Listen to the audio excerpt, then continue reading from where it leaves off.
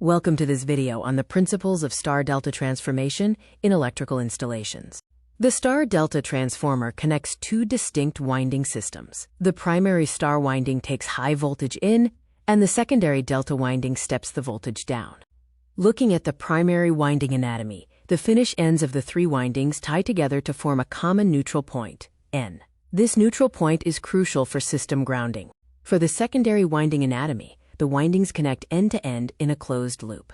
The output phases tap from the triangle vertices, and importantly, this side has no neutral wire. The star connection line voltage is the square root of 3 times the phase voltage, while the line current equals the phase current. The delta connection has equal line and phase voltage, but the line current is the square root of 3 times the phase current. This reduces phase voltage, lowering primary insulation costs.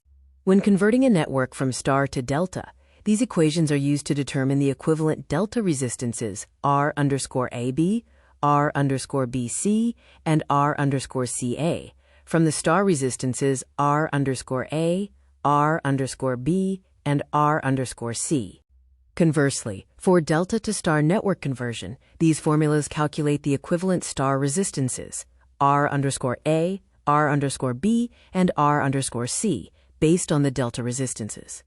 A key characteristic is the 30-degree phase shift, where the secondary voltage leads the primary voltage. This creates a YD1 or YD11 vector group and prevents parallel operation with star-star or delta-delta transformers.